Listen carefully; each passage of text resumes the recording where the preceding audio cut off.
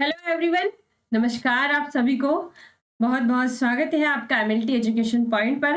तो आपको पता है कि अभी हम यूरिन एनालिसिस के बारे में पढ़ रहे हैं। यूरिन एनालिसिस में हम दो चीजें कवर कर चुके हैं।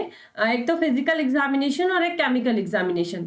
फिजिकल एग्जामिनेशन में हम क्या क्या देखते हैं ये हम पहले पूरा अच्छे से डिटेल में डिस्कस कर चुके हैं कि यूरिन का कलर कौन सा होना चाहिए, उसकी स्पेसिफिक ग्रेविटी कितनी होनी चाहिए, उसका पीएच कितना होना चाहिए।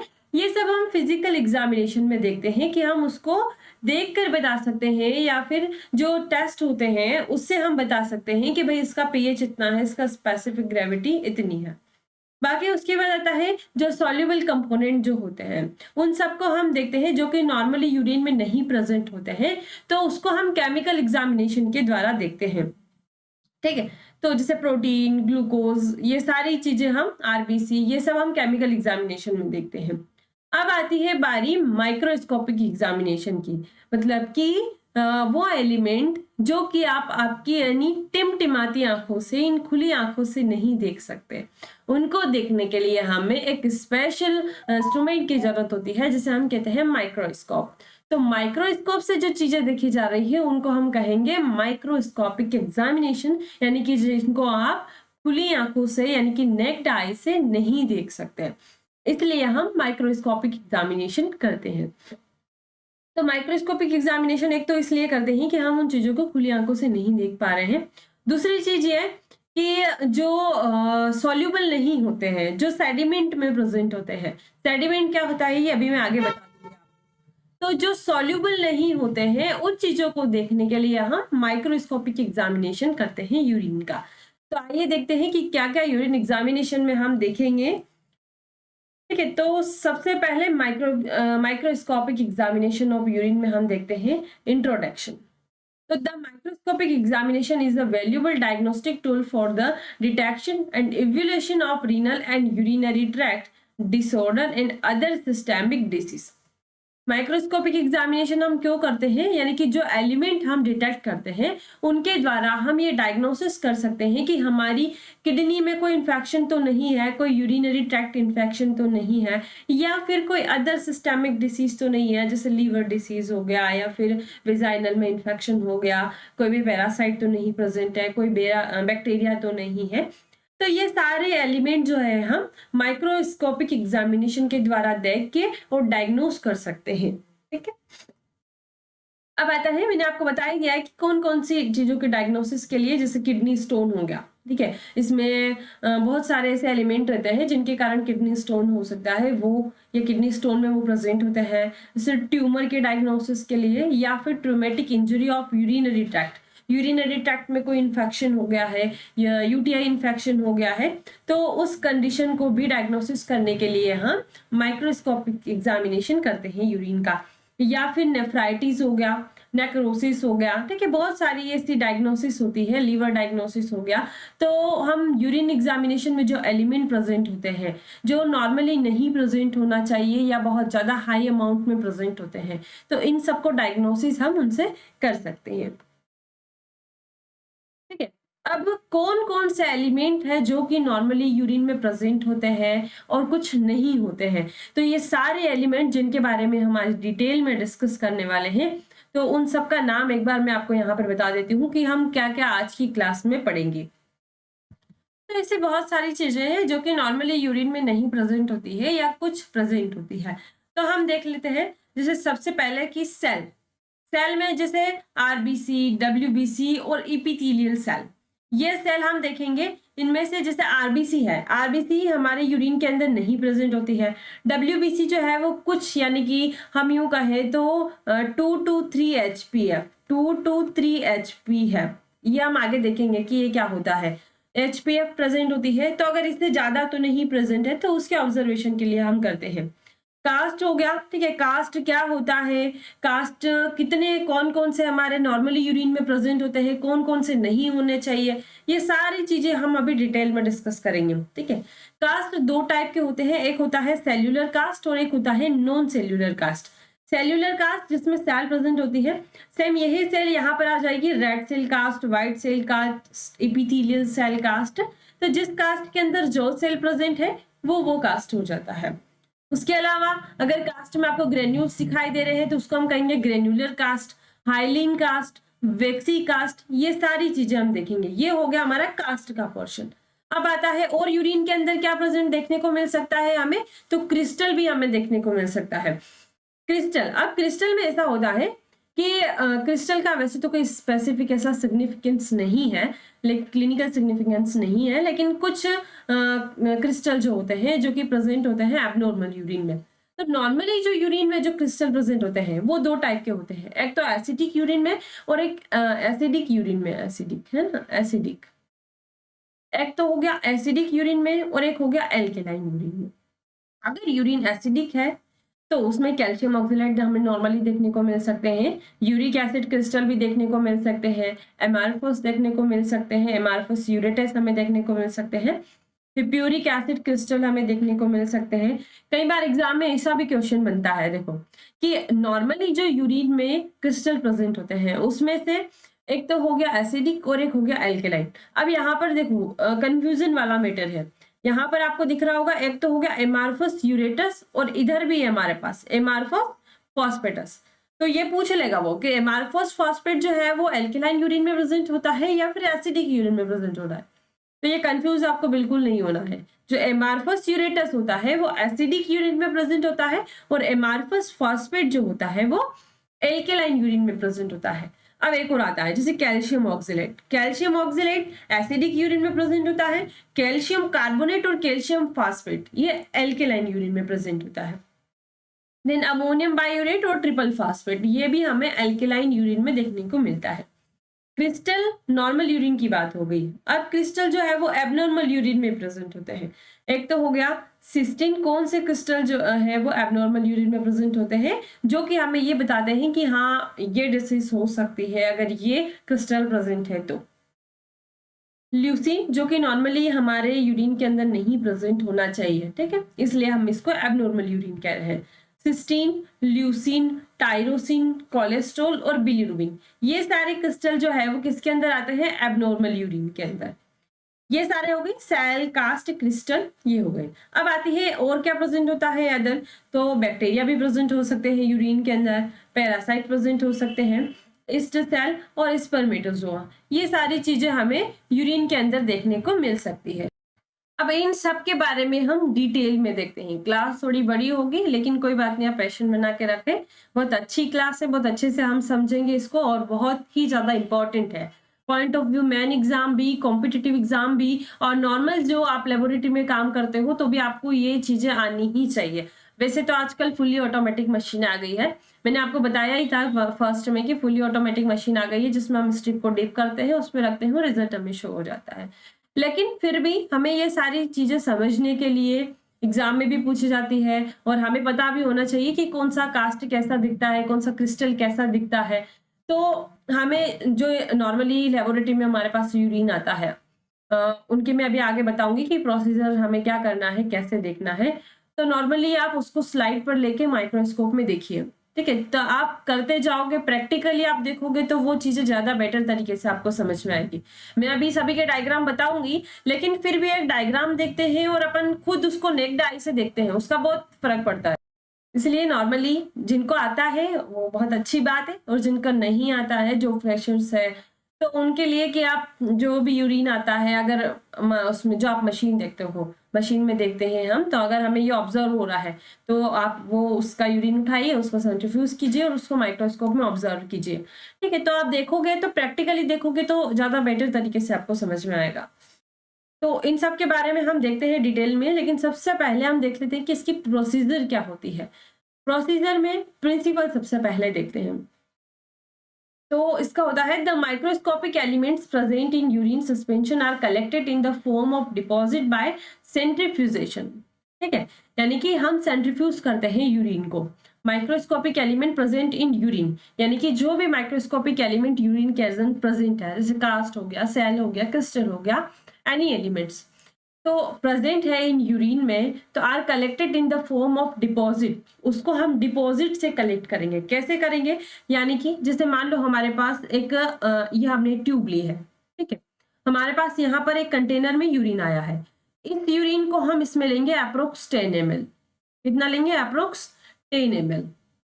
अब देखो होता क्या है कि जो सॉल्युबल मटेरियल होता है या सॉल्युबल पार्टिकल जो होता है वो तो यूरिन में सॉल्युबल होता है, बाकी जो सॉल्युबल नहीं होता है वो सेडिमेंट में आकर डिपॉजिट हो जाता है। यानी कि जो सॉलिड पार्टिकल होता है वो सेडिमेंट में आकर डिपॉजिट हो जाता है और उसी एलिमेंट को हम डिटेक्ट करते हैं। तो यहाँ पर हम जब 10 ml यूरिन लेते हैं और उसको हम सेंट्रीफ्यूज करते हैं, जैसे मान लो 4-5 मिनट, ठीक है, 5 मिनट के लिए हम इसको सेंट्रीफ्यूज करते हैं कितने आरपीएम पर? 2500 से 3000 आरपीएम पर। 2500 से 3000 आरपीएम पर हम जब इसको सेंट्रीफ्यूज मशीन में सेंट्रीफ्यूज करते हैं तो जो हमारा सॉलिड पार्टिकल होता है ना, जो एलिमेंट होते हैं वो यहाँ पर आकर डिपॉजिट हो जाते हैं और ऊपर का जो बचता है उसे हम कहते हैं सुपरनेटेंट। ये जो ऊपर का बचता है यहाँ पर उसको हम कहते हैं सुपरनेटेंट। तो सुपरनेटेंट को हम डिस्कार्ड कर देंगे, बिल्कुल खाली कर देंगे इस तरीके से। उसके बाद में बस ये नीचे का जो है ये हमारा ये खाली नहीं होना चाहिए, इसी से तो हम टेस्ट लगाएंगे भाई। तो ये जो डिपॉजिट बचा है इसको हम लेंगे एक स्लाइड पर, लेंगे, ठीक है। अप्रोक्स हम लेते हैं इसको लगभग 20 माइक्रोलीटर। ये हमने यहाँ पर ले लिया, इसको लेकर यहाँ पर हम एक कवर स्लिप रख देंगे। हम अब ये जो डिपॉजिट हमने लिया इसको हमें ज्यादा अमाउंट में नहीं लेना है। अगर ज्यादा अमाउंट में लेंगे तो क्या होगा कि ये कवर स्लिप से बाहर निकलने लग जाएगा। तो इतना ही अमाउंट में लेना है कि वो कवर स्लिप के अंदर अंदर ही रहे, ठीक है। तो ये प्रिंसिपल क्या कह रहा है? यही बात कह रहा है कि microscopic element present in urine के अंदर जो माइक्रोस्कोपिक एलिमेंट प्रेजेंट है उनको हम कैसे डिटेक्ट करते हैं, कहाँ कैसे कलेक्ट करते हैं? इन द डिपॉजिट, यानी कि बाय सेंट्रीफ्यूजेशन हम इसको डिपॉजिट से कलेक्ट कर स्लाइड पर लेते हैं और फिर माइक्रोस्कोपिक के द्वारा हम उसको ऑब्जर्व करते हैं। The small drop of sediment is examined by making a cover line preparation under microscope. वही बात जो मैंने आपको बताई है कि कवर स्लिप हम इस पे रखेंगे, और उसको माइक्रोस्कोपिक एग्जामिनेशन में ऑब्जर्व कर लेंगे, ठीक है। तो ये इस तरीके से ये हमारा प्रिंसिपल होता है कि हम उसको इस तरीके से ऑब्जर्व करते हैं। अब अगला क्या आता है कि रिक्वायरमेंट क्या क्या होती है हमें। रिक्वायरमेंट में हमें एक तो सेंट्रीफ्यूज की जरूरत होगी, ठीक है, test tube, glass slide, cover slip. हाँ, और जो कवर स्लिप हम यहाँ पर यूज करते हैं ना वो 22 mm की होती है, ठीक है। और माइक्रोस्कोप और एक पास्चर पिपेट की हमें जरूरत होगी। जो डिपॉजिट को हम कलेक्ट करेंगे तो वैसे ड्रॉपर से भी कलेक्ट कर सकते हो, पास्चर पिपेट से भी कर सकते हो, जैसे आपको इजीली लगे। पर पास्चर पिपेट से करोगे तो हम उसमें हमें पता रहेगा कि हमें कितना लेना है। देखो अब आता है सबसे मोस्ट और इम्पोर्टेंट कि स्पेसिमेन कौन सा लेना है हमें। यहाँ पर स्पेसिमेन एक तो आप फ्रेशली वॉइडेड भी ले सकते हो या फिर मिड स्ट्रीम मतलब कि जो फर्स्ट का यूरिन होता है, फर्स्ट यूरिन आपको पास आउट करना है और जो बीच का यूरिन होता है वो हमें कलेक्ट करवाना रहता है पेशेंट से। अच्छा, हम फर्स्ट यूरिन क्यों नहीं लेते हैं? क्योंकि कई बार ऐसा होता है जैसे वेजाइनल इन्फेक्शन हुआ हो, उसको जो एक्सटर्नल इन्फेक्शन हो बाहरी, तो जो भी एक्सटर्नल इन्फेक्शन हो तो उसमें जो बैक्टीरिया वगैरह जो भी प्रेजेंट होते हैं तो वो भी आ जाते हैं यूरिन के अंदर, ठीक है। तो वो कंटामिनेशन नहीं हो इस कारण से हम मिड स्ट्रीम यूरिन लेते हैं, ठीक है। या फिर ऐसा भी होता है कि अभी जो है वो इंटरकोस्ट हुआ है फीमेल और मेल का, और इंटरकोस्ट होने के बाद तुरंत अगर वो देता है तो उसमें फीमेल के अंदर भी हमें स्पर्मेटोजोआ देखने को मिल सकते हैं। तो इन कंडीशन को अवॉइड करने के लिए हम यहाँ पर मिड स्ट्रीम यूरिन लेते हैं। मॉर्निंग यूरिन भी ले सकते हैं जो कि मोस्ट कंसेंट्रेटेड होता है, तो जो मॉर्निंग यूरिन होता है वो भी रेफर किया जाता है। अब देखते हैं भाई इसकी की प्रोसीजर क्या होती है, ठीक है। तो सबसे पहले हमें क्या करना है procedure. The urine contain soluble and solid particle in suspension, solid particle in suspension. These solid particles are separate out from the suspension by centrifugation and this is known as sediment, ठीक है। यानी कि urine जो होता है, urine के अंदर soluble particle भी होते हैं और नॉन सॉल्युबल यानी कि सॉलिड पार्टिकल भी होते हैं। सॉल्युबल जो होता है वो हम केमिकल एग्जामिनेशन में डिटेक्ट कर चुके हैं। जो सॉलिड पार्टिकल है, सॉलिड पार्टिकल को डिटेक्ट करने के लिए हम क्या करते हैं कि यूरिन को सेंट्रीफ्यूज करते हैं इन सस्पेंशन, ठीक है। तो the solid particle are separate outed from the suspension, इसको हम सेपरेट करते हैं suspension by centrifugation and this is known as, इसको हम क्या कहते हैं सेडिमेंट यानी कि डिपॉजिट से जो हम कलेक्ट करते हैं वो। तो सबसे पहले हमें क्या करना है, मैंने आपको अभी जो प्रोसीजर बताई है सेम वही है कि हमें एक टेस्ट ट्यूब लेनी है। टेस्ट ट्यूब में हम अप्रोक्स 10 ml जो है वो यूरिन लेंगे। 10 ml हमने यूरिन ले लिया। यूरिन लेने के बाद हम उसको सेंट्रीफ्यूज करेंगे 5 मिनट एट 2500 आरपीएम। 2500 आरपीएम के लिए हम उसको सेंट्रीफ्यूज कर लेंगे। ठीक है, कितने मिनट के लिए? 5 मिनट के लिए सेंट्रीफ्यूज कर लिया 2500 से 3000 आरपीएम। फिर जो द सुपरनेटेंट यानी कि ये जो ऊपर का, हम जब इसको सेंट्रीफ्यूज कर लेते हैं तो ये ऊपर का जो पार्ट बचता है, एक तो ये यहाँ पर डिपॉजिट हो जाएगा जो हमारा सॉलिड पार्टिकल है, और इसको हम क्या कह रहे हैं? सेडिमेंट। इसको हम क्या कह रहे हैं? सेडिमेंट। और ये जो ऊपर का जो फ्लूइड पार्ट बचता है इसको हम कहते हैं सुपरनेटेंट। ठीक है, इसको हम क्या कह रहे हैं? सुपरनेटेंट। तो इस सुपरनेटेंट को हम डिस्कार्ड कर देंगे। मैंने अभी आपको बताया था कि हम इस तरीके से इसको डिस्कार्ड कर देंगे, और नीचे का जो बचेगा हमारा सेडिमेंट जिसे हम कह रहे हैं, resuspend the deposit by shaking the tube. ठीक है, उसको हम जो नीचे का बचा है उसको अच्छे से थोड़ा सा शेक कर लेंगे। शेक करने के बाद place 1 drop of the deposit on a glass slide, यानी कि हम एक ग्लास स्लाइड लेंगे और इसके ऊपर उस डिपॉजिट को यहाँ पर डाल देंगे, लगभग 1 ड्रॉप यानी कि 20 माइक्रोलीटर। उसके बाद हम उसके ऊपर क्या रख देंगे? कवर्ड विथ कवर स्लिप, यानी कि एक कवर स्लिप जो है वो इस तरीके से हम इसके ऊपर रख देंगे। कवर स्लिप रखने के बाद observe under low power objective in substitute light urine, substitute हो गया यार, ठीक है। Urine sediment can be observe unstain और यूजिंग कमर्शियल स्टेन, यानी कि हम इसको कवर स्लिप रखने के बाद इसको हम माइक्रोस्कोप में ऑब्जर्व कर सकते हैं। तो अब कुछ एलिमेंट जो होते हैं जो हम लो पावर ऑब्जेक्टिव पे देखते हैं, और कुछ जो होते हैं वो हम हाई पावर ऑब्जेक्टिव पर भी देखते हैं। तो जो सेडिमेंट होता है इसको हम ऑब्जर्व करेंगे, तो इसको अनस्टेन भी हम ऑब्जर्व करते हैं और स्टेनिंग भी हम कुछ यूज करते हैं, जैसे ईओसिन वगैरह हो गया। तो वो हम क्यों करते हैं? जैसे आरबीसी और ईस्ट सेल हो गई, तो उसको डिफरेंशिएट करने के लिए। डब्ल्यूबीसी को अगर आपको नहीं समझ में आ रहा है तो उसको डिफरेंशिएट करने के लिए तो कई जगह स्टेनिंग भी यूज की जाती है, और कई जगह डायरेक्टली जो है अनस्टेन किया हुआ ही कवर स्लिप क्या स्लाइड जो है वो ऑब्जर्व कर लेते हैं। अब अभी तक हमने पढ़ा कि ये सारे कास्ट या crystal, red blood cells, white blood cells, other जो भी पार्टिकल है, बैक्टीरिया, पैरासाइट, ये सब हम देखते हैं यूरिन के अंदर। अब एक एक करके इनके बारे में हम डिटेल में देखते हैं। तो प्रोसीजर आपको अच्छे से समझ में आ गई। अब आप देखो कि अब हम माइक्रोस्कोप में देख रहे हैं कि ये हमें कैसा दिखाई दे रहा है। ठीक है, हाँ, कैसा दिखाई दे रहा है। फिर अगर ये दिखाई दे रहा है तो ये किस कंडीशन में दिखाई दे सकता है, नॉर्मली कितना प्रेजेंट होता है, ज्यादा तो नहीं है। ये सारी चीजें हम एक एक करके डिटेल में इनको देखते हैं। लेकिन हाँ, याद आया, उससे एक और इम्पोर्टेंट चीज मैं पहले इधर ही बता देती हूँ आपको कि जब हम इनको माइक्रोस्कोप में ऑब्जर्व करते हैं तो अप्रोक्स 10 फील्ड हम इसमें देखते हैं। कितनी? 10 फील्ड। अब ये 10 फील्ड क्या है? कितनी हम देखते हैं? 10 फील्ड। 10 फील्ड, ठीक है। 10 फील्ड मतलब कि जैसे कि मान लो कि हम ये माइक्रोस्कोप में देख रहे हैं, ये हम माइक्रोस्कोप के अंदर देख रहे हैं। अब एग्जांपल ले लेते हैं हम डब्ल्यूबीसी का, यानी कि पस सेल का। तो यहाँ पर हमें एक बार हमने देखा, हमें कम से कम कितनी 4 पस सेल्स दिखाई दे रही। कितने दिखाई दी? हमें 4 डब्ल्यूबीसी दिखाई दी। अब आपने देखा कितनी बार? एक बार देखा, उसको हम कहेंगे एक फील्ड। ठीक है, एक बार देखा उसको हम क्या कहेंगे? एक फील्ड। ठीक है, अब हमें इसी तरीके से कितनी बार देखना है? 10 बार देखना है।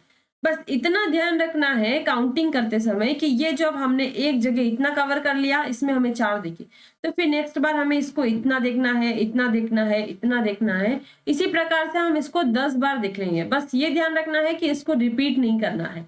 10 बार देखोगे यानी कि 10 फील्ड हो जाएगी। अब आपको कितनी डब्ल्यूबीसी दिख रही है? 4 या 3 से 4 आपको डब्ल्यूबीसी दिख रही है, तो हम उसको कहेंगे कि 3 to 4 पर हाई पावर फील्ड। ठीक है, हाई पावर फील्ड में आपको 3 से 4 फील्ड जो है, 3 से 4 डब्ल्यूबीसी जो है वो एक बार में दिखी है। पर एचपीएफ आपको दिखी है 3 से 4। ठीक है, तो इस तरीके से हमें काउंटिंग करनी है। लगभग कितनी टाइम तक? 10 बार हमें इसको देखना है। तो ये भी हमने देख लिया। अब हम जो हमारा सबसे पहला एलिमेंट है वो है red blood cells. Red blood cells है तो ये नॉर्मली जो है वो नहीं प्रेजेंट होती है, लेकिन अगर हम कहें फ्यू अमाउंट में तो 0 to 2 पर HPF हमें देखने को मिल सकती है। ठीक है, ये मेंस्ट्रुअल ब्लीडिंग में देखने को मिल सकती है उस कंडीशन में। बाकी जो है वो नॉर्मली रेड ब्लड सेल्स तो नहीं दिखाई देती है भाई। RBC is not present normally in urine. मैंने आपको बोल ही दिया है कि रेड ब्लड सेल्स नॉर्मली हमारे यूरिन के अंदर नहीं प्रेजेंट होती है, और अगर प्रेजेंट है तो उस कंडीशन को हम कहेंगे हीमेचूरिया। ये पहले भी हम डिस्कस कर चुके हैं प्रीवियस क्लास में कि अगर आरबीसी जो है वो प्रेजेंट है यूरिन में तो उस कंडीशन को हम कहेंगे हीमेचूरिया, और अगर हीमोग्लोबिन प्रेजेंट है तो उस कंडीशन को हम क्या कहेंगे, हीमोग्लोबिन यूरिया। हीमोग्लोबिन यूरिया, ठीक है, ये बहुत इंपॉर्टेंट टर्म है जो कि याद रखना है, एग्जाम में पूछी जाती है। ठीक है, तो कोस किस कंडीशन में हमें जो आरबीसी है वो देखने को मिल सकती है यूरिन के अंदर, तो यूरिनरी सिस्टम डिसीज ट्रोमा हो गया हो तो उस कंडीशन में भी हमें देखने को मिल सकती है। या हो सकता है कि फिल्ट्रेशन में कोई प्रॉब्लम हो गई हो, क्योंकि देखो हमें पता है कि यूरिन का जब फॉर्मेशन होता है तो फिल्ट्रेशन होता है, फिर रीअब्जॉर्प्शन होता है, ये हमने पढ़ा था। तो जब ब्लड किडनी के पास में आता है, सॉरी, जब ब्लड किडनी के पास में आता है तो फिल्टर होता है वहां पर। तो अगर फिल्ट्रेशन में ग्लोमेरुलस में कोई दिक्कत हो गई है तो ग्लोमेरुलस क्या करेगा, उस आरबीसी को पूरी की पूरी फिल्टर कर देगा। अब वो रीअब्जॉर्ब तो करेगा, लेकिन कुछ अमाउंट में अगर वो रीअब्जॉर्ब नहीं कर पा रहा है सही से तो वो हमारे यूरिन में आकर एक्सक्रीट आउट हो जाएगा। तो ग्लोमेरुलस में यानी कि हम कहें कि फिल्ट्रेशन में अगर कोई दिक्कत हो गई है, ठीक है, फिल्ट्रेशन में कोई दिक्कत हो गई है तो उस कारण भी हमें देखने को मिल सकती है। या फिर हम कहें कि कोई अगर हेमरेज की कंडीशन हो गई है तो हेमरेज में भी हमें देखने को मिल सकती है आरबीसी। अब आता है in fresh urine this cells have a normal pale और येलो अपीयरेंस हमें देखने को मिलती है। नॉर्मली आरबीसी कैसी दिखती है, बाइकॉन्केव दिखती है, ओवल शेप की दिखती है, लेकिन पेल और येलो कलर की भी देखने को मिलती है। तो बाइकॉन्केव शेप हमें देखने का मिलता है, इसका शेप जो है वो हमें 7.4 माइक्रोमीटर जो है वो देखने को मिल सकता है, या 7 माइक्रोमीटर, ठीक है, 7 पॉइंट या 7 माइक्रोमीटर एंड 2.4 ये यहाँ पर 2 माइक्रोमीटर, यानी कि बाइकॉन्केव शेप हमें देखने को मिलता है। 7 माइक्रोमीटर डायमीटर इसका देखने को मिलता है, और 2 माइक्रोमीटर हमें थिक आरबीसी जो है वो किसके माइक्रोस्कोप के अंदर दिखती है। In dilute hypotonic urine red cell swell up and lyse, यानी कि जब यूरिन जो होता है वो डाइल्यूट होता है बहुत ज्यादा तो उस कंडीशन को हम क्या कहते हैं, हाइपोटोनिक। हाइपोटोनिक कंडीशन में जो रेड सेल होती है वो हमको थोड़ी सी फूली हुई दिखाई देती है। ठीक है, जो उबला, ये जो गुब्बारा नहीं, वो बबल्स निकलते हैं ना, उस तरीके की हमें फूली हुई दिखाई देती है। और जब अगर यूरिन जो होता है इट कैन हाइपरटोनिक होता है, मोर कंसंट्रेटेड होता है, तो उस कंडीशन में जो रेड सेल होती है वो हमें क्रिएनेटेड दिखाई देती है, यानी कि ये इस तरीके से ये क्रिएनेटेड हो जाती है पूरी, ये ऐसी हमें आरबीसी देखने को मिलती है। तब जब हाइपरटोनिक सॉल्यूशन या हाइपरटोनिक यूरिन होता है तब। अब yeast cell can be mistaken for RBC, so avoid yeast cell. अब डायग्राम देखते हैं हम इसका कि नॉर्मली हमें आरबीसी जो है वो इस तरीके की दिखाई देती है कि ठीक है, ये आरबीसी हमारी है। अब इस आरबीसी के अंदर क्या होता है कि न्यूक्लियस नहीं प्रेजेंट होता है, आरबीसी के अंदर न्यूक्लियस नहीं प्रेजेंट होता है, तो ये हमें एक खाली गोला दिखाई देता है। अब होता क्या है कि मान लो कोई एयर बबल भी अगर आ गया हो तो वो भी हमें ऐसा ही दिखाई देगा, ठीक है, तो उसमें भी हमें थोड़ा डिफिकल्ट हो सकता है। तो आरबीसी को देखना भाई बहुत डिफिकल्टी होता है थोड़ा सा, ठीक है, जो एक्सपीरियंस होता है वो पहचान लेता है, लेकिन जो फ्रेशर या नए नए जब हम देखते हैं तो हमें थोड़ी दिक्कत आती है।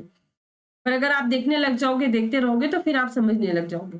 अब आपको यहाँ पर दिख रही होगी एक तो आरबीसी ये है, ये क्रिएनेटेड आरबीसी आपको यहाँ पर दिखाई दे रही है। मैंने आपको बताया कि जो हाइपोटोनिक सॉल्यूशन होता है उसमें इस तरीके की आरबीसी हमें देखने को मिलती है, ठीक है। या फिर अगर स्वेलअप हो जाती है तो वो इस तरीके की लार्ज थोड़ी सी फूली हुई गुब्बारे जैसी ऐसी देखने को मिलती है हमें, और नॉर्मली ऐसे राउंड शेप की बाइकॉन्केव शेप में देखने को मिलती है। ये बाइकॉन्केव शेप जो होता है वो इस तरीके का होता है, तो ऐसे ही हमें देखने को मिलती है। ये यहाँ पर दिखाई दे रही है आपको, ये गोल गोल गोल गोल जो है ये हमारी आरबीसी है। अब एक और चीज होती है ऐसी, मैंने आपको बताया ही है पिछले कि जो ईस्ट सेल होती है, यहाँ पर देखो, yeast cell can be mistaken for RBC, so avoid yeast cell.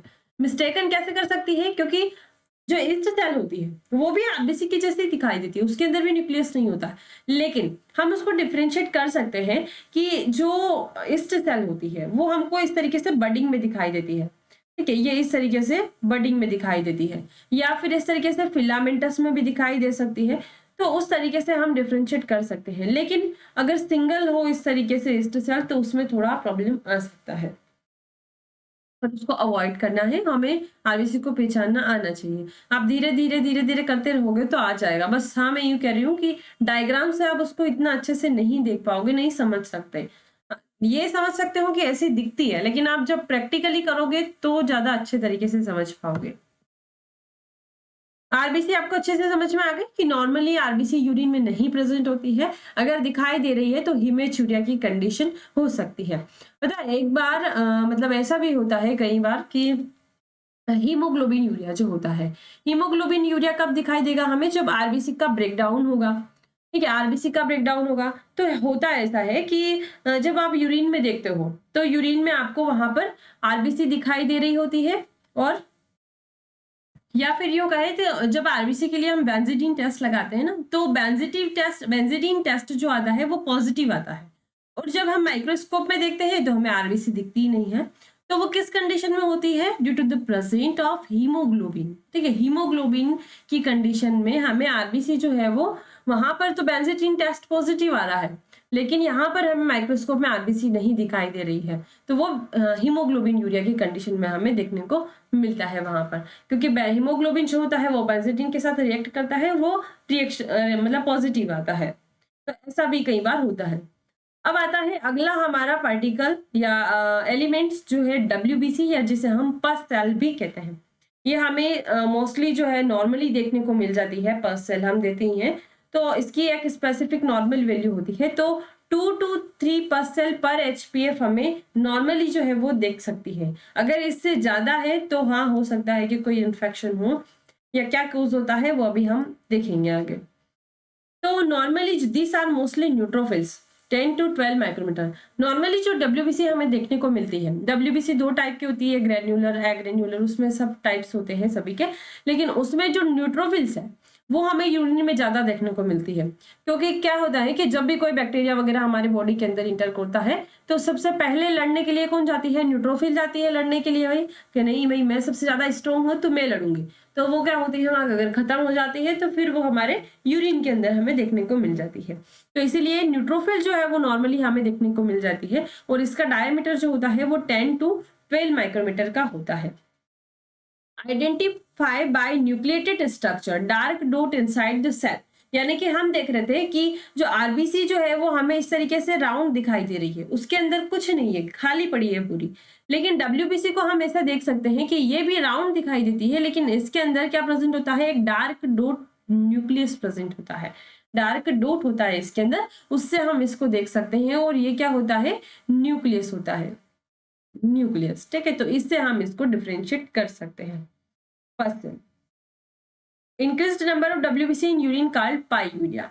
जब डब्ल्यूबीसी का काउंट जो है हमें बहुत ज्यादा देखने को मिल रहा है, यानी कि 2 to 3 पर सेल एचपीएफ से ज्यादा हमें अगर देखने को मिल रहा है माइक्रोस्कोप के अंदर, तो उस कंडीशन को हम क्या कहेंगे, पाईयूरिया। क्या कहेंगे, पाईयूरिया। किस कंडीशन में हमें डब्ल्यूबीसी देखने को मिल सकती है, तो या तो कोई रिनल इन्फेक्शन हो गया हो, या फिर ब्लैडर सिस्टेसिस हो गया हो, ब्लैडर में इन्फ्लामेशन हो गया हो, तो उस कंडीशन में भी हमें डब्ल्यूबीसी जो है वो नॉर्मली देखने को मिल सकती है। बाकी 2 to 3 पर सेल पर एचपीएफ तो देखने को मिलती है। और हाँ, पता है ये आरबीसी से थोड़ी सी लार्ज भी दिखाई देती है, थोड़ी सी बड़ी दिखाई देती है हमें आरबीसी से। उसके अलावा एक और तरीका है इसको डिफरेंशिएट करने का, कि जब हम इसको माइक्रोस्कोप में ऑब्जर्व करते हैं तो हम कवर स्लिप जो होती है ना, वहां पर साइड से अगर हम उसमें 2% एसिटिक एसिड ऐड कर देते हैं, एसिटिक एसिड ऐड करेंगे तो वो उसके अंदर पूरा इस तरीके से फैल जाएगा। तो उसमें जो डब्ल्यूबीसी होती है वो लाइट नहीं होती है, वो कलर ले लेती है, और उसको हम डिफरेंशिएट कर सकते हैं। जबकि ये आरबीसी जो होती है, हम जब 2% एसिटिक एसिड ऐड करते हैं तो ये लाइज हो जाती है, ठीक है, ये लाइज हो जाती है, जबकि डब्ल्यूबीसी नहीं होती है, और वो कलर ले लेती है और हमें देखने को मिल सकती है, यानी कि आसानी से हम उसको डिफरेंशिएट कर सकते हैं। कोई भी बैक्टीरियल इन्फेक्शन हो गया है तो उस कंडीशन में भी हमें डब्ल्यूबीसी, या जिसे हम कहें तो पस सेल, ये हमें देखने को नॉर्मली जो है वो मिल सकती है। तो ये हो गया WBC और पस सेल। अब देख लेते हैं हम डायग्राम में ये कैसे दिखती है। तो ये इस तरीके का ये राउंड जो है हमें देखने को मिलता है, लेकिन इसके अंदर क्या प्रेजेंट है, ये न्यूक्लियस प्रेजेंट है। ठीक है, ये WBC के अंदर न्यूक्लियस प्रेजेंट है, तो इससे हम उसको डिफ्रेंशिएट कर सकते हैं। ये आपको यहाँ पर दिखाई दे रहा होगा, इसके अंदर एक डॉट प्रेजेंट है WBC का, ये इस तरीके से। तो इसको हम अच्छे से डिफ्रेंशिएट कर सकते हैं। अब यहाँ पर देखो, मैंने अभी ये बताया था ना आपको कि बडिंग में प्रेजेंट होती है। यहाँ पर ये जो है, ये बडिंग में यहाँ पर प्रेजेंट है ना इस तरीके से, वो क्या है, ईस्ट सेल, जो कि आरबीसी जब हमें दिखते हैं तो आरबीसी भी ऐसे दिखती है, लेकिन ये आरबीसी यहाँ पर दिख रही है इस तरीके से। ये हमारी क्या है, आरबीसी है। ये हमारी क्या है, यहाँ पर WBC है। और ये क्या है, ईस्ट सेल। ईस्ट सेल अभी हम आगे देखेंगे। ठीक है, ये हमारी ईस्ट सेल है। तो ये इस तरीके की सेल जो है हमें इसमें देखने को मिलती है। अब अगला एलिमेंट आता है हमारा epithelial cell. Epithelial cell normally 3 to 5 पर HPF जो है हमें देखने को मिल सकता है यूरिन के अंदर, लेकिन अगर इससे ज्यादा हुआ मतलब कि हो सकता है कि कहीं ना कहीं कोई ना कोई इन्फ्लामेशन चल रहा है। तो दिस सेल में originate from any site in the genitourinary tract from the proximal convoluted tubule to the urethra और वेजाइना। तो ये क्या कर रहा है कि जनरली एपिथेलियल सेल जो होती है वो कहाँ पर प्रेजेंट होती है, proximal convoluted tubule. Proximal convoluted tubule, याद करो कि हमारी जो किडनी होती है, किडनी का जो फंक्शनल यूनिट होती है वो होती है नेफ्रॉन। ठीक है, किडनी की फंक्शनल यूनिट होती है कौन सी, नेफ्रॉन।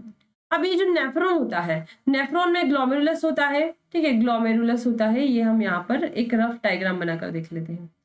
ये इस तरीके से होता है। ये तो जाने कैसे ही बन रहा है, पर ठीक है, हमें समझना है तो उस हिसाब से हम देख लेते हैं। ये यहाँ पर होता है इस तरीके से।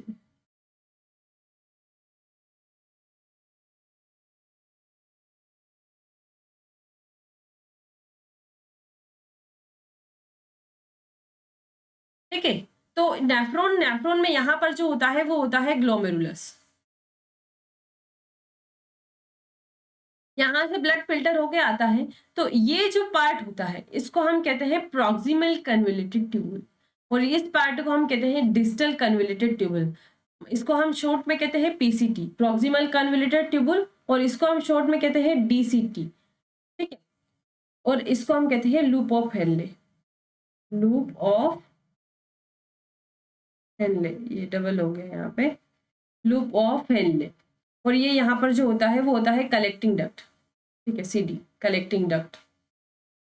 तो ये क्या कह रहा है कि ये जो एपिथेलियल सेल होती है वो नॉर्मली कहाँ पर प्रेजेंट होती है, जो proximal convoluted tubule to urethra और वेजाइना। यूरेथ्रा और वेजाइना यानी कि जो उनका एक्सटर्नल सरफेस जो होता है, जो लाइनिंग होती है, वहां पर ये एपिथेलियल सेल प्रेजेंट होती है। तो जेनाइटल यूरिनरी ट्रैक्ट जो होता है, जेनाइटो यूरिनरी ट्रैक्ट जो होता है, वहां पर हमें एपिथेलियल सेल उसकी लाइनिंग पर देखने को मिल सकती है। और जो वो क्या कहते हैं ना कि ओल्ड सेल जो होती है, जब ओल्ड सेल शेड होती है उस कंडीशन में भी हमें एपिथेलियल सेल जो है वो यूरिन में देखने को मिल सकती है। Can be found to sloughing of old cell. देखो मैंने आपको बताया है कि जब ओल्ड सेल शेड होकर यानी कि बहती है तो उस कंडीशन में भी हमें एपिथेलियल सेल देखने को मिल सकती है। अब नॉर्मली जो एपिथेलियल सेल होती है वो 3 टाइप की होती है। 3 मेन टाइप की कौन कौन सी होती है हमें देखते हैं।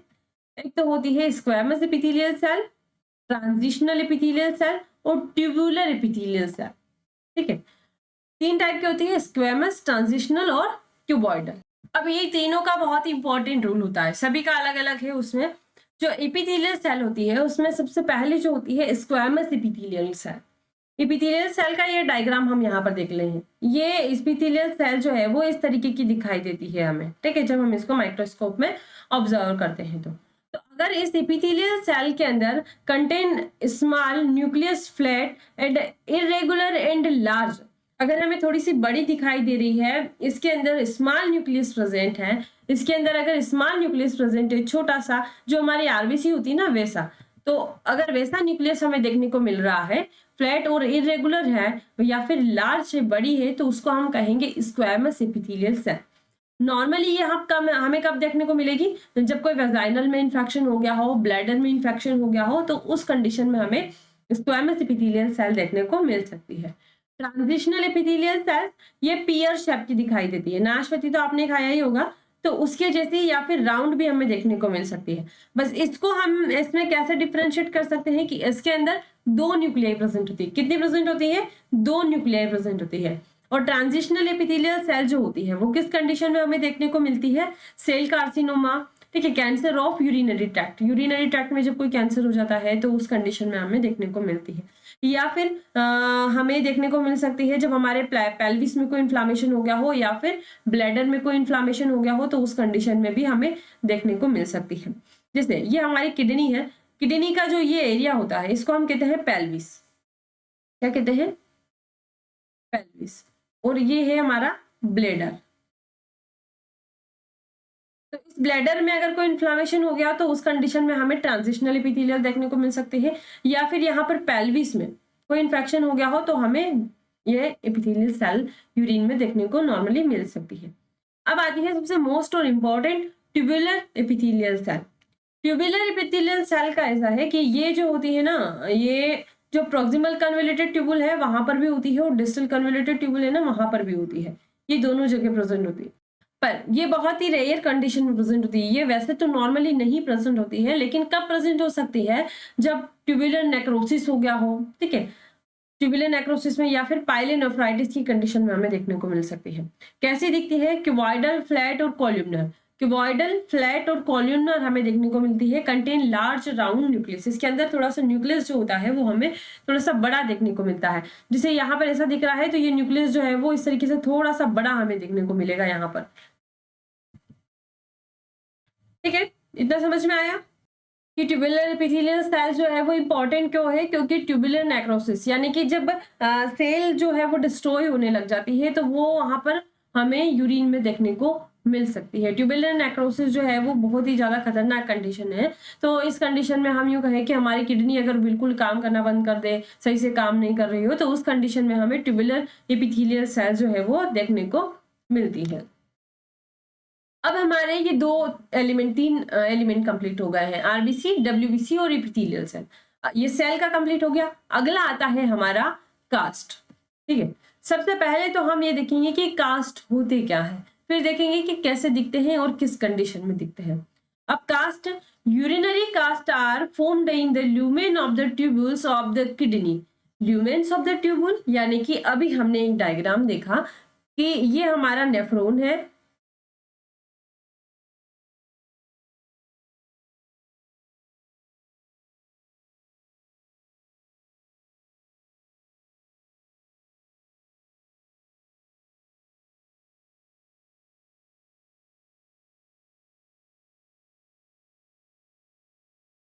इसे बना लेते हैं, कोई दिक्कत नहीं है। ये हमारा नेफ्रॉन है यहाँ पर,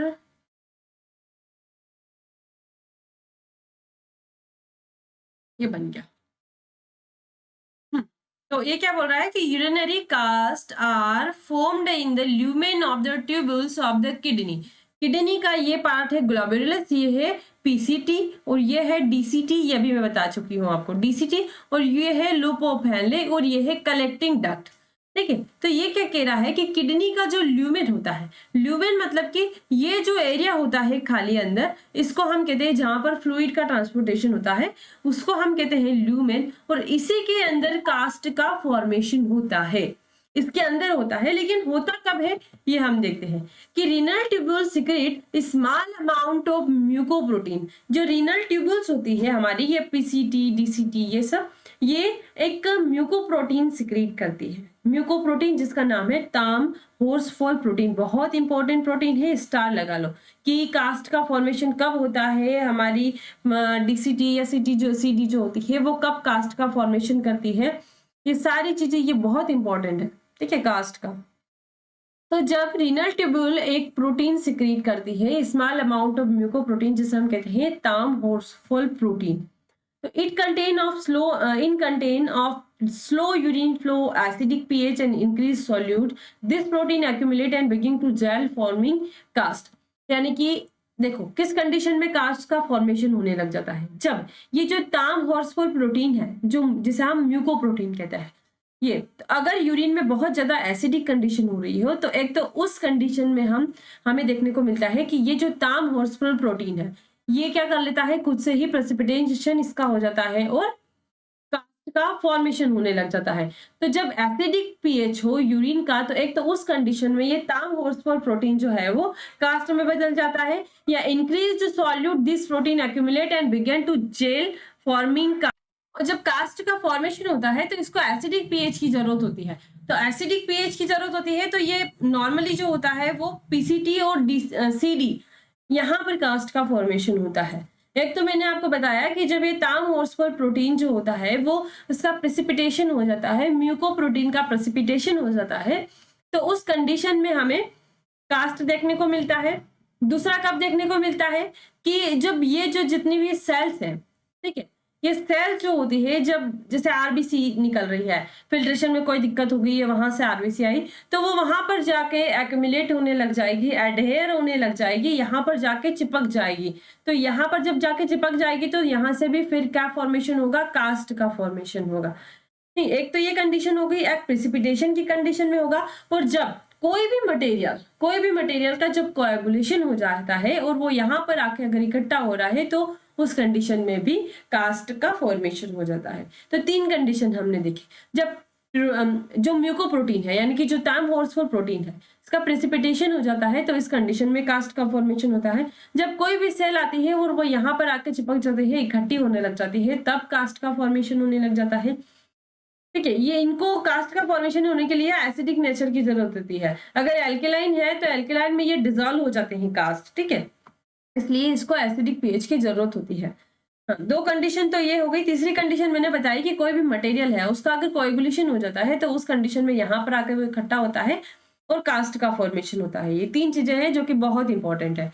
तो cast formation take place in the distal and collecting tubule. अब ये भी बहुत इंपॉर्टेंट पॉइंट है, एग्जाम में पूछा जाता है कि कास्ट का फॉर्मेशन नेफ्रॉन के किस पार्ट में होता है।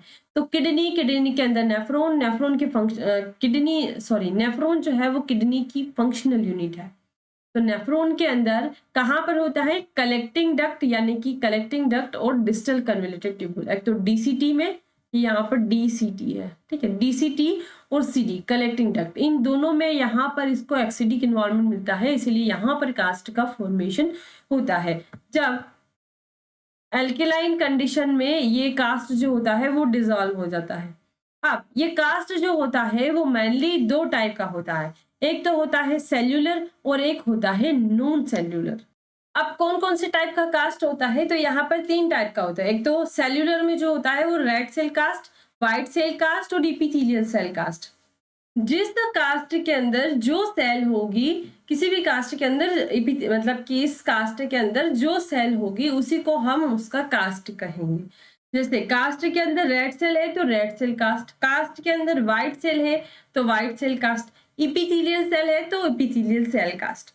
अब इसको डिफरेंशिएट करने का वही आसान तरीका जो हमने अभी देखा था कि रेड सेल जो होती है वो राउंड दिखाई देती है, उसके अंदर कोई न्यूक्लियस नहीं होता है, जबकि डब्ल्यूबीसी के अंदर न्यूक्लियस प्रेजेंट होता है। और एपिथेलियल सेल हमें कैसे दिखाई देती है, वो इस तरीके की दिखाई देती है। एपिथेलियल सेल जो होती है वो डिफरेंट टाइप की होती है, स्क्वायमस, ट्यूबुलर, ट्रांजिशनल, जिसके अंदर दो न्यूक्लियाई होते हैं, एक लार्ज होती है, इसका एक का न्यूक्लियस लार्ज होता है। तो ये इस तरीके की हमें देखने को मिलती है। अब नॉन सेल्यूलर कास्ट होता है तीन टाइप का, ग्रेन्युलर कास्ट, हाइलीन कास्ट और वेक्सी कास्ट। कौन कौन से होते हैं, कैसे दिखते हैं, हम देखते हैं। तो सबसे पहले हम देखते हैं कि नॉन सेल्यूलर कास्ट, यहाँ पर तीन टाइप के हैं, एक तो हाइलीन कास्ट, ग्रेन्युलर कास्ट और वेक्सी कास्ट। पता है कास्ट जो होते हैं वो नॉर्मली नहीं दिखाई देते हैं, इसलिए ये कास्ट जो होते हैं कोई कंडीशन होती है, पैथोलॉजिकल कंडीशन में ही हमें देखने को मिलता है। तो हाइलीन कास्ट हमें कब देखने को मिलेंगे, कैसे दिखते हैं, कलरलेस दिखते हैं, राउंडेड दिखते हैं लाइक ग्लास, ठीक है, जो कलरलेस यानी कि ट्रांसपेरेंट दिखते हैं। देखो यहाँ पर देखते हैं हम, ये हमारे यहाँ पे दिख रहा है हमको हाइलीन कास्ट, ये इस तरीके का हमें दिखता है। यहाँ पर ये आपको बिल्कुल ट्रांसपेरेंट दिख रहा होगा, एकदम ग्लास जैसा। तो ये ऐसा जो है वो हाइलीन कास्ट दिखाई देता है, कलरलेस दिख रहा था, राउंडेड एंड था उसका, ठीक है। अब कौन सी कंडीशन में हमें हाइलीन कास्ट देखने को मिलता है, एक तो कोई ग्लोमेरुलर ट्यूबुलर डिसीज हो गई है, भाई ट्यूबुलर से रिलेटेड है तो ट्यूबुलर डिसीज में ही हमें दिखाई देगा। ठीक है, कहाँ पर इनका फॉर्मेशन हो रहा है, डिस्टल कन्वोल्यूटेड ट्यूबल और सीडी में। तो पैथोलॉजिकल कंडीशन ये कहती है कि ग्लोमेरुलाई में जब कोई दिक्कत हो जाती है, ग्लोमेरुलर ट्यूबुलर कोई डिसीज हो जाती है, तो उस कंडीशन में हमें ये देखने को मिलता है। लेकिन ये जो हाइलीन कास्ट होता है ना, ये बहुत रैपिडली अल्केलाइन कंडीशन में क्या हो जाता है, डिसॉल्व हो जाता है। इसीलिए यूरिन को जब भी हम यूरिन सैंपल कलेक्ट कर रहे हो तो तुरंत इमीडिएटली उसका हमें ऑब्जर्वेशन कर लेना चाहिए। ज़्यादा देर रखेंगे तो बैक्टीरिया का भी बैक्टीरियल कंटामिनेशन भी होगा उसके अंदर। ठीक है, अब ये कास्ट जो है वो भी डिसॉल्व हो जाएगा, तो हम प्रॉपर जो है डायग्नोसिस नहीं कर पाएंगे। इसीलिए हम जैसे ही हमने सैंपल कलेक्ट किया, हमें तुरंत उसको ऑब्जर्वेशन कर लेना चाहिए, प्रोसीजर में ले लेना चाहिए। अगला आता है हमारा क्या, ग्रेन्युलर कास्ट। ग्रेन्युलर कास्ट जो होता है covered with granules. Hyaline cast है, कलरलेस है, राउंडेड एंड होमोजेनस है। अब इसमें क्या डिफरेंशिएट हो जाता है कि इसमें ये जो कास्ट है इसके अंदर आपको छोटे छोटे से दाने यानी कि ग्रेन्यूल्स जैसे दिखाई देंगे। ये आपको यहाँ पर दिख रहा होगा, ये छोटे छोटे से ग्रेन्यूल्स इसके अंदर देखने को मिल रहे हैं। तो मतलब कि ये क्या है, ग्रेन्युलर कास्ट। ग्रेन्यूलर्स प्रेजेंट है कास्ट के अंदर, तो उसे हम कहेंगे ग्रेन्युलर कास्ट। लास्ट आता है वैक्सी कास्ट। वैक्सी कास्ट येलो, ग्रे और कलरलेस और हाई रिफ्रैक्टिव इंडेक्स, यानी कि वैक्सी कास्ट जो होता है वो हाई रिफ्रैक्टिव इंडेक्स उसका होता है, येलो ग्रे कलर का दिखाई देता है और कलरलेस दिखाई देता है। ये हमें किस कंडीशन में दिखाई देगा, कोई रीनल डिसीज हो गई हो या फिर एमाइलॉइड डिसीज में हमें दिखता है। हाँ, एक चीज और हमारी रह गई है कि ग्रेन्युलर कास्ट जो है हमें ग्लोमेरुलर डिसीज में देखने को मिलती है। और हाँ, ये ग्रेन्युलर कास्ट हमें कब देखने को मिलते हैं कि जब सेल के प्रोडक्ट होते हैं, सेल प्रोडक्ट अगर ट्रैप्ड होने लग जाते हैं, कहाँ पर, जो मैट्रिक्स है, प्रोटीन का जो मैट्रिक्स है उसके अंदर अगर ट्रैप्ड होने लग जाते हैं, यानी कि इस तरीके से उलझ जाते हैं, फंस जाते हैं, तो उस कंडीशन में हमें एक ग्रेन्युलर कास्ट देखने को मिलता है। जब सेल के प्रोडक्ट्स मैट्रिक्स, प्रोटीन मैट्रिक्स के अंदर आकर ट्रैप्ड हो जाते हैं, चिपक जाते हैं, तो उस कंडीशन में हमें ग्रेन्युलर कास्ट देखने को मिलते हैं। वैक्सी कास्ट कब देखने को मिलते हैं, एक तो ये कंडीशन भी होती है कि जब हाइलाइन कास्ट जो होता है वो बहुत टाइम तक यूरिन में एक्सक्रीट नहीं हो रहा है और अगर वो रिमेन रहता है ट्यूब्यूल्स में, तो उस कंडीशन में वो वैक्सी कास्ट में कन्वर्ट हो जाता है। या फिर अगर फैट के कुछ जो है वो क्या कहें कि ड्रॉपलेट जो है वो इकट्ठे हो जाते हैं, तो उस कंडीशन में भी हमें देखने को मिल सकता है। तो या तो रीनल डिसीज में देखने को मिलेगा या फिर एमाइलॉइडल डिसीज में हमें देखने को मिलता है। कैसा दिखता है वैक्सी कास्ट, वो देख लेते हैं हम। तो ये इस तरीके का हमें वैक्सी कास्ट जो है वो देखने को मिलता है। ये है हमारा वैक्सी कास्ट। ठीक है, आई थिंक आपको ये अच्छे से समझ में आया। अब हम वो जो 3 और हमारे सेल्यूलर कास्ट बचे थे उनके बारे में भी हम देख लेते हैं। सबसे पहला आता है रेड सेल कास्ट। इसमें कुछ भी नहीं है कि जो कास्ट प्रेजेंट है उस कास्ट के अंदर हमें अगर रेड सेल दिखाई दे रही है तो उसको हम रेड सेल कास्ट कहेंगे। अगर हमें डब्ल्यूबीसी दिखाई दे रही है तो हम उसको डब्ल्यूबीसी कास्ट कहेंगे। अगर हमें एपिथेलियल कास्ट दिखाई दे रही है तो उसको हम एपिथेलियल जो है वो सेल कास्ट कहेंगे। रेड सेल कास्ट हमें बहुत रेयर कंडीशन में देखने को मिलती है, वैसे कास्ट तो नहीं दिखते हैं, पर रेड सेल जो होती है फिर भी ज्यादा रेयर होती है व्हाइट सेल और एपिथेलियल सेल से। ये हमें ग्लोमेरुलोनेफ्राइटिस हो जाती है तो देखने को मिलती है। जब यूरिन के अंदर बैक्टीरिया प्रेजेंट है तो वो ये इंडिकेट करता है कि आपको कोई यूरेथ्रा में या फिर वेजाइना में या फिर एक्सटर्नल सोर्स में कहीं इन्फेक्शन हो सकता है, या यूरेथ्रा में बैक्टीरिया प्रेजेंट होता है, वेजाइना में प्रेजेंट होता है। और पता है कि अगर बैक्टीरिया और डब्ल्यूबीसी दोनों ही प्रेजेंट है तो उस कंडीशन को हम कहेंगे कि यूरिनरी ट्रैक्ट इन्फेक्शन हुआ है। अगर हाँ, एक और चीज है कि अगर आपको मैनी सेल्स, कौन सी सेल, पस सेल मतलब कि डब्ल्यूबीसी, तो वो बता सकते हैं कि कोई यूरिनरी ट्रैक्ट इन्फेक्शन हुआ है। मतलब कि अगर बैक्टीरिया भी प्रेजेंट है, ठीक है, बैक्टीरिया और डब्ल्यूबीसी, ठीक है, यानी कि जिसे हम कह रहे हैं कि पस सेल मतलब कि आपको यूरिनरी ट्रैक्ट इन्फेक्शन हुआ है। ठीक है, बैक्टीरिया के लिए हम एको टेस्ट भी लगाते हैं जिसे हम कहते हैं नाइट्रेट टेस्ट। ठीक है, नाइट्रेट में अगर बैक्टीरिया प्रेजेंट होता है तो वो नाइट्रेट में कन्वर्ट हो जाता है, तो ये एको टेस्ट जो होता है वो भी बैक्टीरिया के लिए लगता है। तो अगर ग्राम नेगेटिव बेसिलाई प्रेजेंट है, वो एग्जांपल हम देखते हैं कि इकोलाई हो सकती है, सुडोमोनास हो सकती है, प्रोटियस हो सकती है। और अगर ग्राम पॉजिटिव कोकाई है तो वो एंटेरोकोकाई हो सकती है, स्ट्रेप्टोकोकस पायजिनस हो सकती है।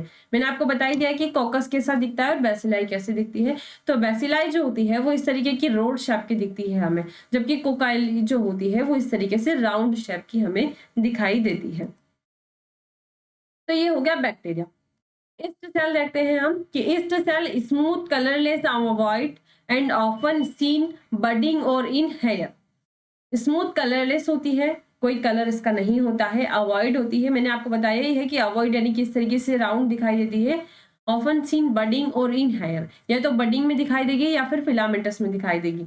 बडिंग में दिखाई देगी तो इस तरीके की दिखेगी, और अगर फिलामेंटस में दिखाई देगी तो वो इस तरीके की हमें देखने को मिलेगी। ठीक है, तो इसको डिफरेंशिएट करने के लिए हम yeast cell are often mistaken for RBC. RBC जो होती है, अगर सिंगल ईस्ट सेल हम देखें ऐसा, तो वो आरबीसी से हमें डिफरेंशिएट करने में थोड़ा डिफिकल्ट होगा। इसके लिए हम इयोसिन भी यूज में ले सकते हैं। इयोसिन जैसे कि ये हमारी कवर स्लिप है, कवर स्लिप स्लाइड है, स्लाइड के ऊपर ये कवर स्लिप रखी हुई है। ठीक है, तो यहाँ साइड से हम कोने से क्या डाल देंगे, थोड़ा सा इयोसिन डाल देंगे, तो वो जो रेड सेल है वो उस कलर को ले लेगी, जबकि ईस्ट सेल जो होती है उस कलर को ऑब्टेन नहीं करेगी। वो जैसी है सेम वैसी की वैसी ही रहेगी, वो उसका कलर चेंज नहीं करेगी। तो इससे भी हम उसको डिफरेंशिएट कर सकते हैं। For differentiate between yeast and RBC, between its yeast and RBC, add 1 drop of the acetic acid to a drop of urine sediment। या फिर एसिटिक एसिड भी हम यूज में ले सकते हैं, क्योंकि एसिटिक एसिड से ये जो आरबीसी होती है हमारी वो लाइज्ड हो जाती है, और उसको में हमें केवल और केवल ईस्ट सेल दिखती है। ईस्ट सेल हमें कौन सी कंडीशन में देखने को मिलेगी, या तो कोई यूरिनरी ट्रैक्ट इन्फेक्शन हो गया हो, कोई डायबिटिक पेशेंट हो, उसमें देखने को मिलती है। स्किन और वेजाइनल कंटामिनेशन अगर हुआ हो तो उस कंडीशन में हमें ईस्ट सेल जो है वो देखने को मिल सकती है। तो ये ऐसी हमारी ईस्ट सेल दिखती है, जैसे यहाँ पर एक दिख रहा है आपको, यहाँ पर दिख रहा है, ये आपको बटिंग में दिख रही है, ये आपको इस तरीके से दिख रही है, ये लंबी लंबी चेन। ठीक है, इन हेयर फिलामेंटस में आपको दिख रही है यहाँ पर। तो ये इस तरीके की ईस्ट सेल जो है हमें देखने को मिलती है अगर कोई डायबिटिक पेशेंट हो, यूरिनरी ट्रैक्ट इन्फेक्शन हुआ हो उस कंडीशन। अब देखते हैं, अगला आता है हमारा parasite. Parasite commonly parasite in urine are trichomonas vaginalis और फिलारिया। फिलारियासिस की कंडीशन में जो फिलारिया होता है वो माइक्रोफिलारिया जो होता है वो हमें यूरिन में देखने को मिल सकता है। या फिर ट्राइकोमोनास वेजाइनलिस, ये सेक्सुअल ट्रांसमिटेड डिसीज है, तो मोस्ट कॉमनली जो है वो हमें ये देखने को मिलती है। तो ये ट्राइकोमोनास वेजाइनलिस जो है वो इस तरीके का हमें देखने को मिलता है पैरासाइट।